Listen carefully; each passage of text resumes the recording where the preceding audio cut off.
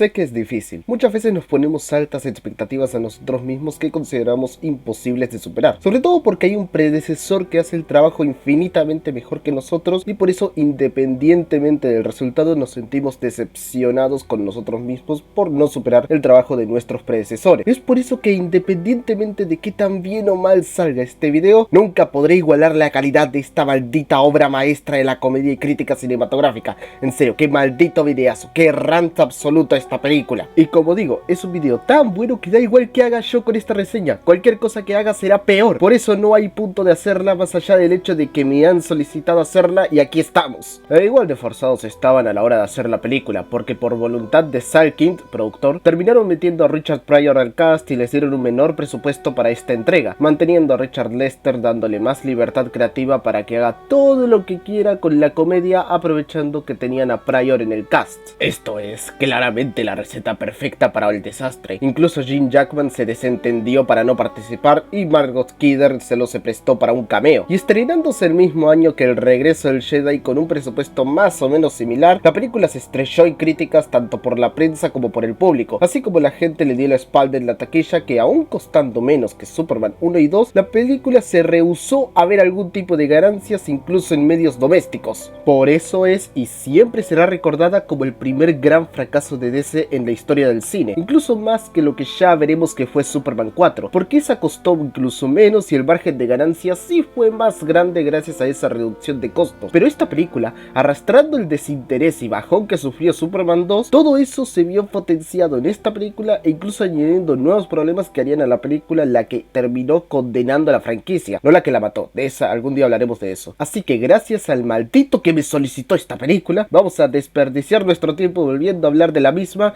y rememorar sus puntos negativos que hicieron que esta franquicia y el personaje pierdan cualquier tipo de prestigio. Mejor iniciemos ya y hablemos de Superman 3.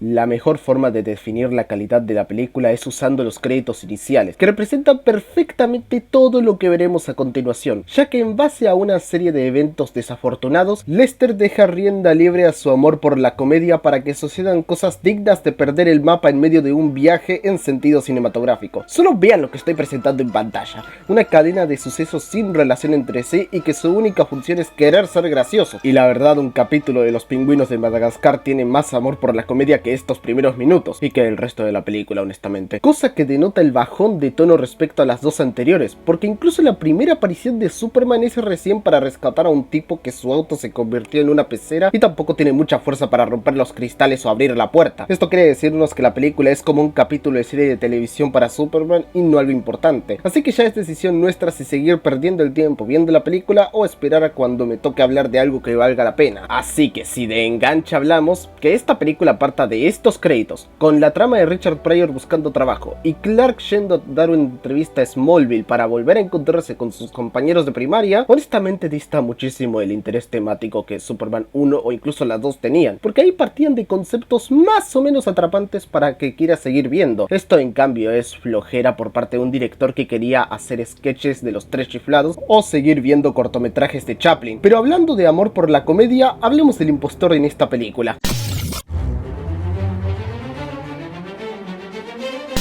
Como protagonista alterno en esta historia tenemos a Gus Gorman, interpretado por un desinspirado Richard Pryor que es un gran y memorable comediante de stand-up, pero en esta película es un secuaz del villano principal que, estando desempleado, consigue habilidades de hacker de computadora para ayudar al villano a controlar el clima y usar la tecnología para ganar más plata. ¿Todo esto tiene que ver con Superman? En un momento parecía que sí, ya que envían a Gus a Smallville para hacer su trabajo y ahí parecía que la trama de Clark se uniría a la de Gus, todo para que al final solo tengan un encuentro cómico y después no se vuelvan a ver. ¿Por qué carajo envías a tu coprotagonista al mismo sitio que el protagonista si al final no van a interactuar?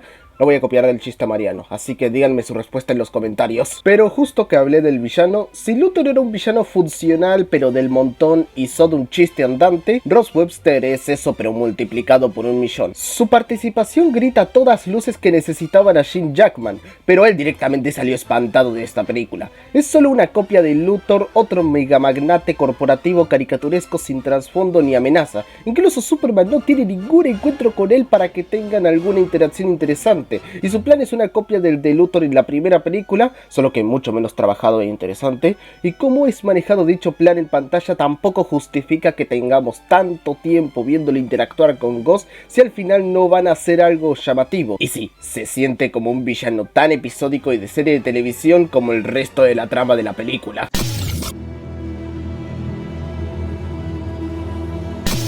Otra cosa que también se siente como serie de televisión es que ambas tramas se sienten que vienen de películas diferentes, porque tenemos a Clark conviviendo con sus amigos de secundaria y desarrollando un vínculo con Lana Lang y su hijo, mientras que al lado tienes la trama del control medioambiental con Pryor y Luthor del Chino. Dos tramas que fuera de un pequeño punto de unión donde consiguen una falsa kriptonita para dársela a Superman y con eso corromperlo, están completamente sacadas de contexto y tienen tanto una diferente dirección como diferente tono, cosa que perjudica más a la comedia porque no sé cómo tomarme a la película. Aunque para darle un punto a la película, en idea la trama de Smallville no me parece mala. Ver a Clark reinteractuar con el lugar donde se crió y con personas que conoció en su adolescencia le da otro sabor a volver a estar en Metrópolis como en las primeras dos películas, y al menos funciona para darle otro impacto al posterior Superman corrompido, aunque paciencia. Y sí hay un par de momentos de interacción entre Clark, Lana y el niño que sí me convencieron, a pesar de que en momentos el niño también parece que está en otra película, o sea, mírenlo, parece que le dieron el guión de la profecía en lugar de Superman 3. Aún así, que haya un par de momentos buenos con la interacción mundana solo es reiterativo a cómo era Superman 2, que se enfocaba también en la interacción de Clark y Lois, y que en Superman 3 haya incluso menos acción que en las dos anteriores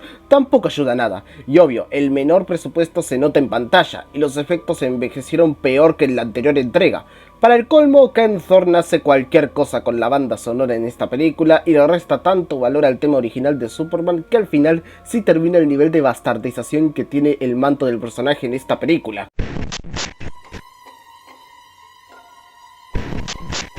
Ando hablando muchas pestes de la película, todas merecidas, pero si tengo que recalcar algo como bueno, es sin duda una porción pequeña posterior a la escena de la kriptonita, y es la corrupción de Superman, donde debido a los villanos se convierte en una versión narcisista e invasiva que comete varias cosas malas durante varios minutos. Y en ese aspecto, la película supera a Spider-Man 3 en mostrar la corrupción del personaje, porque mientras en esa película la corrupción era deseable y cool, aquí la corrupción es mostrada como algo mucho más maligno y doloroso para Superman. Al final es el hijo de Lana quien lo saca del trance, autoconvencido de que solo está enfermo y pasa un mal rato, lo que lleva a Superman a un basurero donde Clark se separa de él y empieza una pelea donde Clark representa el lado bueno y Superman sucio el lado malo. Esto es lo más cercano que hemos estado de ver a Bizarro en el cine. La verdad esta pelea es muy buena y Christopher Reeve la rompe interpretando ambas versiones. Todo para que al final Clark derrote a su versión malvada y vuelva a ponerse el traje para volver a ser Superman. Una buena escena que ojalá tuviera más peso si la amenaza fuera más grande o el tono esté mejor planteado o las cosas malas que haya hecho Superman tuvieran una repercusión mayor o bueno, que en general que esta escena le haya tocado una mejor película, porque se siente fuera de lugar por lo buena que es, y para el resto de la película solo queda Superman buscando detener al villano que recién acaba de conocer por el desastre medioambiental. Antes de cerrar, busquen la pelea en YouTube y quédense con eso, será más interesante que ver el resto de la película.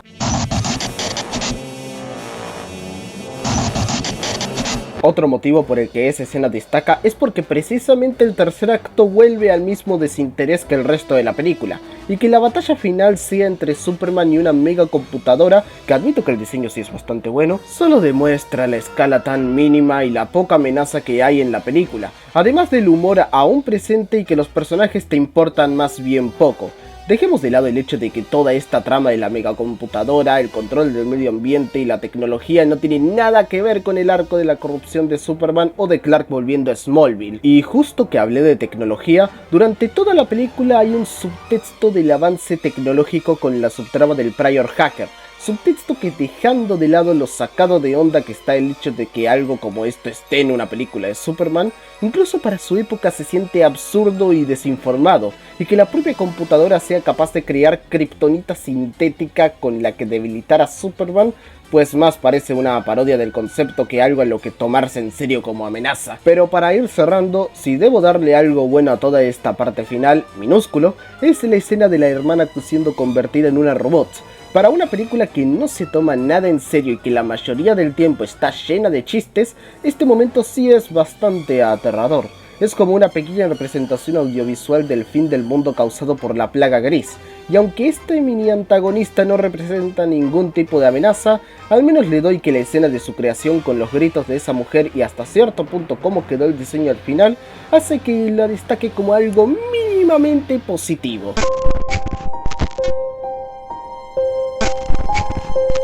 En resumen, ¿qué esperaban? Es una película malísima y completamente descartable. Fuera de un par de escenas y que Reeves sigue siendo un gran Superman, nada vale la pena de esta película. Ni el tono dispar, la trama donde no pasa absolutamente nada, el succionado carisma de Richard Pryor que aquí solo viene a cobrar el cheque antes de volver al escenario de stand-up, y este guión que parece que fue escrito en una sola tarde y no se le hizo ninguna revisión. Increíble que la película haya sido aprobada para ser lanzada en cines cuando es más digno de verse en televisión. Ya para ir cerrando, además del gran fracaso que supuso para DC, voy a decir una cosa buena y una mala que nos dejó la película para la posteridad.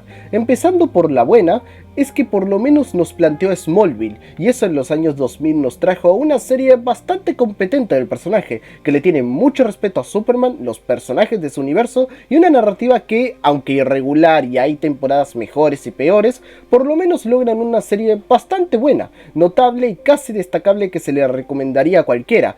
¿Qué es lo peor que nos dejó Superman 3 como legado? Que 24 años después salió una tercera entrega muy parecida a esta, que comete muchos errores bastante parecidos, y solo que esta tuvo más peso y supuso una decepción y enojo todavía mayor que Superman 3.